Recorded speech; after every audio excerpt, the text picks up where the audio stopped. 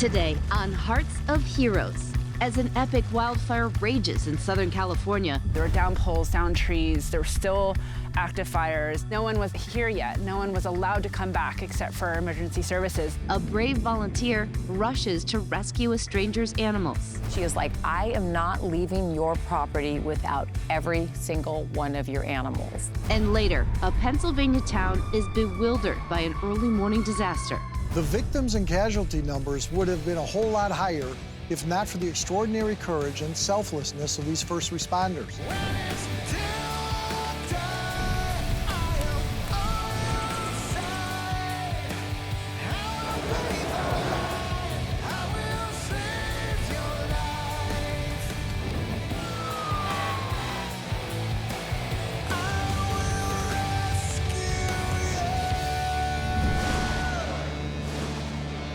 First responders across America and even the globe do a really incredible job at keeping all of us safe.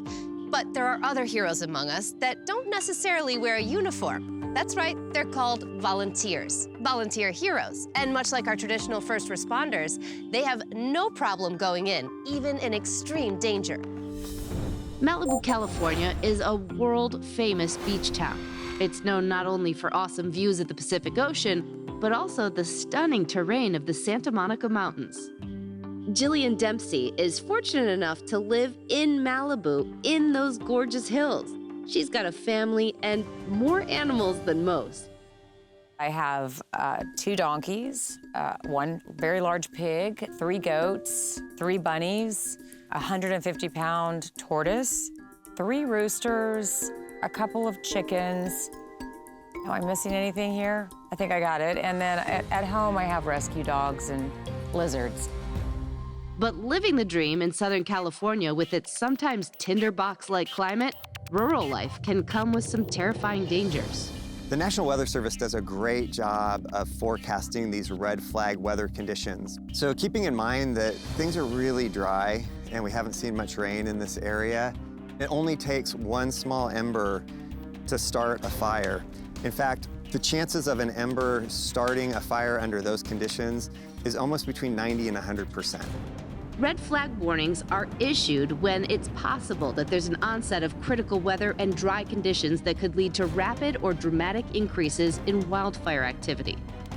And in November 2018, a red flag warning had been issued for Southern California.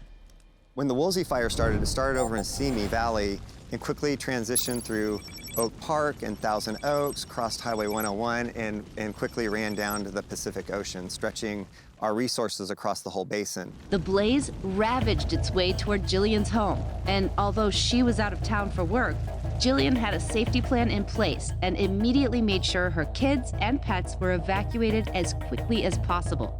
However, there was still the issue of her more than 15 outdoor loved ones that were trapped in harm's way. My animals I consider them to be my children too, because I have bonded with all of them and rescued most of them. I was calling every single contact and I had for a hauler. I wasn't getting anyone to pick up. I'm sure everybody was scrambling. So anytime there's a major catastrophe like this one, almost immediately the Animal Services engages through the county. They will actually mobilize numerous volunteers that will begin actually going in and rescuing animals all throughout the impacted fire area. Those volunteers were like the tip of the spear for this rescue. Though we may associate our local heroes with a uniform, sometimes that's not always the case. A hero is someone who selflessly puts their own wants and needs aside for the greater good and safety of someone else, oftentimes a stranger. In this case, that someone else was a group of animals that meant a lot to families throughout the area. Founder of an animal sanctuary named the Little Farm in Ojai, Katie Cook is one of the selfless volunteers putting her own safety at risk to rescue animals in need. I'm a one-woman show, and besides a very supportive team of husband and children, our sanctuary is run on a very small property. It's meant to be a sanctuary, and they can live with dignity and respect for the rest of their lives. Less than a year earlier, the epic Thomas Fire had endangered the animals that were under Katie's care 55 miles up the coast. She wound up spending an entire exhausting day making sure that they all got to safety. So this time around, it was like a different click in that I kind of looked to my husband and I was like, and I'm going. And I reached out to the Humane Society of Ventura County and I said, I very much want to partner with you and work together in tandem. With Katie on the way, but chaos unfolding, it was anyone's guess if the animals could be rescued in time. Nobody knew what was happening. It was just a state of frenzy. Neighbors calling, people calling, like saying, should we evacuate? What are we doing? There were down poles, down trees. There were still active fires. I was like, it's on me. I promise you the first run, we will not go to any other property. We're going to this address. Katie was committed to making sure those animals were safe. That's the mark of a true hero. They want to help others in the face of adversity. In this case, the animals were so frightened, it added a layer of danger to an already precarious situation. Coming up, can a volunteer get the animals to safety in the midst of a perilous fire? We knew how many and what we were looking for, and I said, I'm like, we're not leaving without everyone. And later, a gas line fire rocks a small town in Pennsylvania. We show up that morning, and it looked like the end of the world. But first, this important safety tip. There's no such thing as a disaster-free zone. Unfortunately, disasters can happen anytime, anywhere. It's really not a matter of if, but when. Practice preparedness plans and know evacuation routes wherever you might live. And have a realistic survival go kit handy with water, food, first aid, and medications ready to go in case of an emergency. Whether it's the potential of tornadoes, earthquakes, hurricane winds, fires, or flooding, being prepared will give you the upper hand when disasters strike.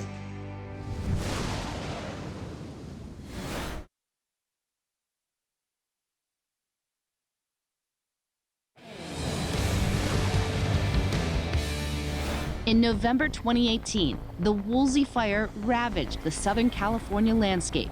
The record-setting blaze destroyed more than 1,600 buildings, burned more than 100,000 acres of land, and claimed 3 lives. And while firefighters were still in containment mode, courageous volunteers were doing whatever it took to get trapped animals out of harm's way. They do that in really close coordination with the fire and the law enforcement staff that are managing the fire. Once it's safe for them to get into those areas, they'll come in and they'll begin doing those animal rescues.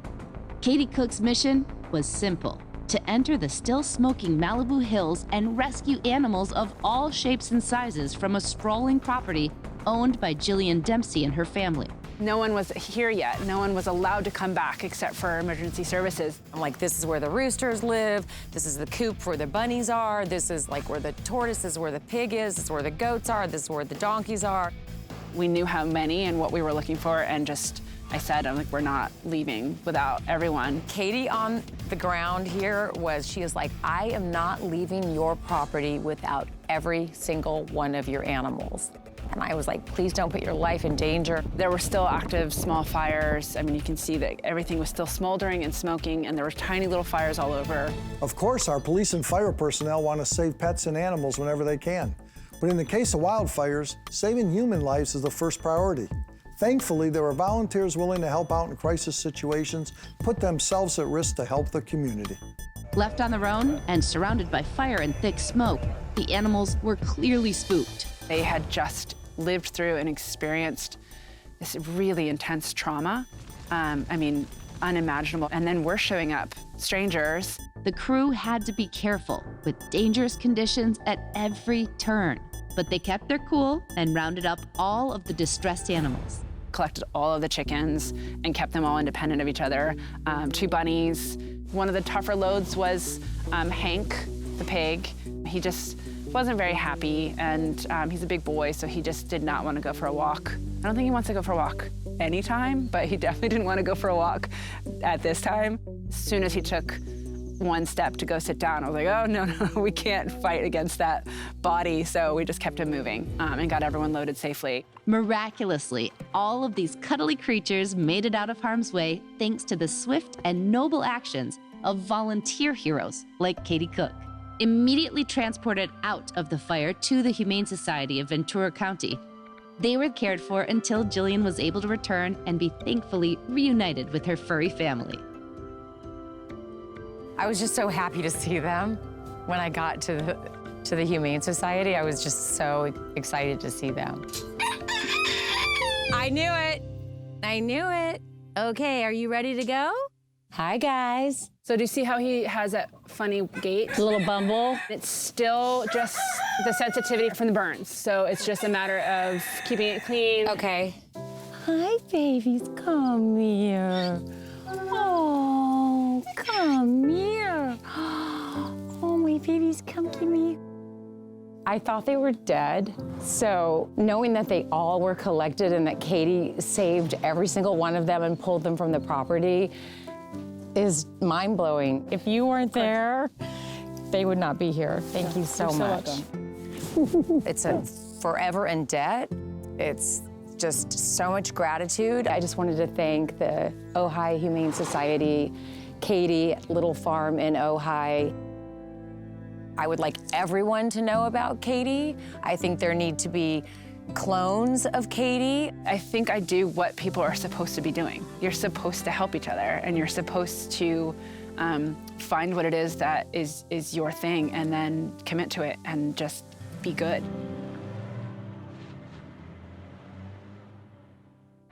Coming up, an early morning explosion is the worst kind of wake-up call. You could see it in the distance, and I first thought it would be a plane crash. And then I realized it's way too big to be a plane crash.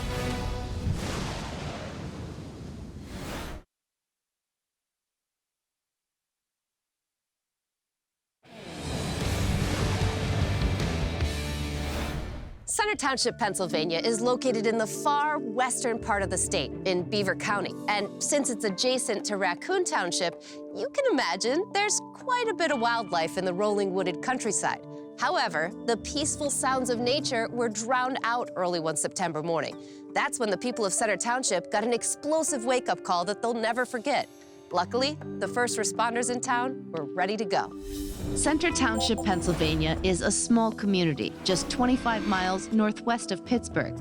There are 3 colleges in the area, and many families have been here for generations. It's a tight-knit community. Everybody knows everybody. Everybody gets along with everybody. You know, you can drive down the road and wave at somebody and they're gonna wave back. That's just how it is.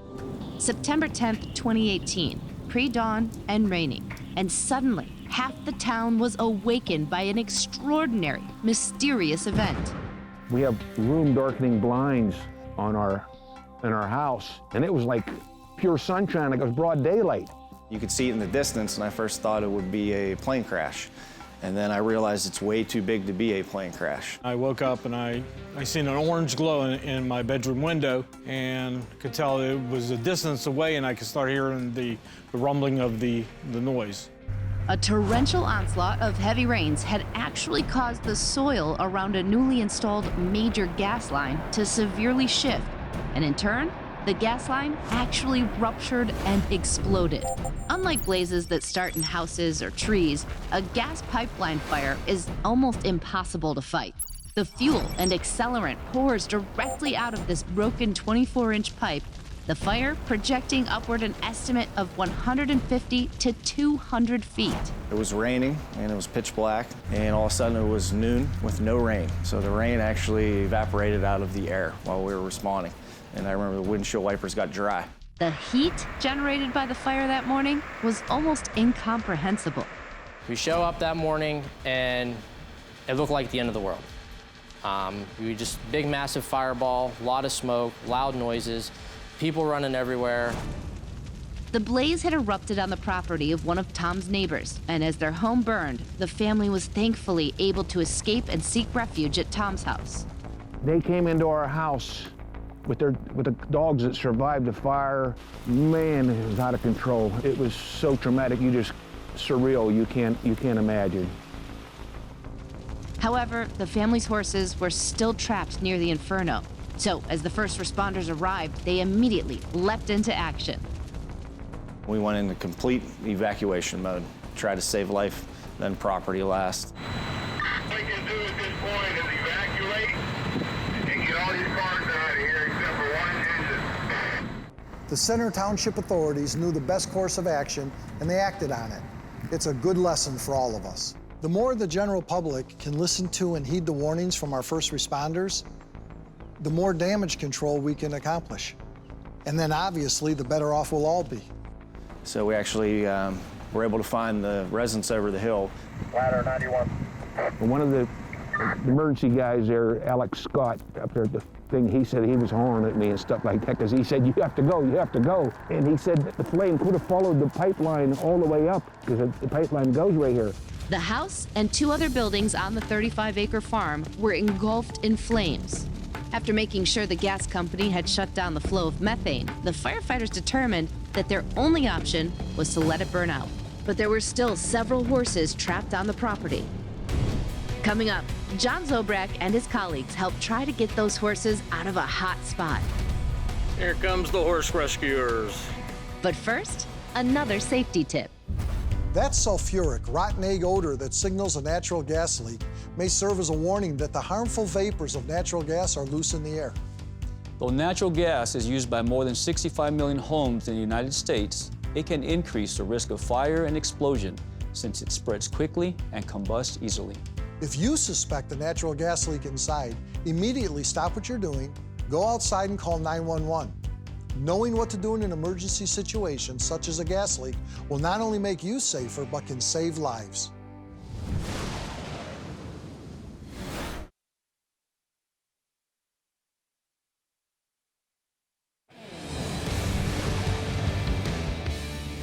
Before dawn on September 10th, 2018, an unexpected fireball lit up the sky in Center Township, Pennsylvania. I could see it pretty much as soon as we pulled out of the firehouse. Bunch of fire in the air, a big orange glow. An immense blaze from a gas pipeline had engulfed a family's home and 2 other buildings, along with 5 vehicles. There was so much thermal energy transferred from the site, their neighbor's property was damaged as well. So you can see where the fire was at least 150 yards away. Okay, you can see where the house was. But that the heat was so intense that it shot through here and melted our siding.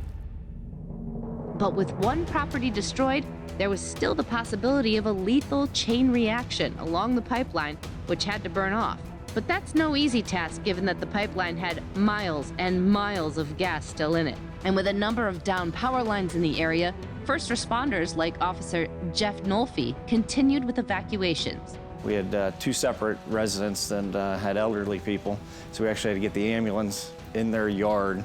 And I mean, everybody has to help carry and bring everybody out. And I couldn't tell you the time frame that it took us to get everybody off that street, but I remember looking at the end after we cleared everybody out, and the fire was starting to slow down a little bit, and just couldn't even imagine just everything that just took place. While the first responders got everyone evacuated safely, 3 horses were still in need of help. And just in the nick of time, John and his colleagues were actually able to walk the horses out, miraculously unharmed. And that was very rewarding, especially when the lady that owned the horses come up to me and hug me. It's just fulfilling to know that putting all the time and training into this, there's a reward at the end. With the fire finally coming to an end, many brave first responders had worked double shifts that day, putting in upwards of 19 hours to make sure that further crisis was averted. Take our hats off to the police and the firemen and the first responders were here, bing, bang, boom. They were lining up so deep, they said, you gotta get out of here. I said, get out of my way so I can get out of here. The men and women of the police department, the fire department, the ambulance worked tremendously that day together. Everybody had no issues, everybody worked with each other. Once it was finally done, all the first responders, I think, took a big sigh of relief of, hey, it's finally done, it's over with, we can start to settle down. And after an unforgettable day that started with such a big, scary bang, the people of Center Township all ended it with a beautiful little gesture of thanks. After we handled this incident, we're actually sitting out there just directing traffic, and a mother and her little boy and girl came up with coffee for us, and I mean, that's just a heartwarming experience after a critical incident like that. The community's there, ready to help you, support you, and it's a rainy, cold day, and that's what they did. They came up and brought us coffee. The first responders of Center Township showed real bravery and heart that day, and they show it every day. They put themselves in harm's way to save their fellow citizens, and they do it with skill and dedication.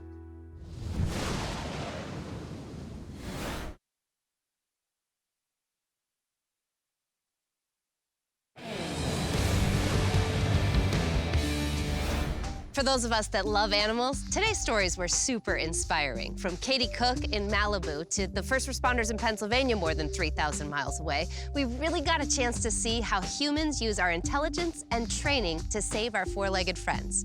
I'm Ginger Zee. Thank you so much for watching.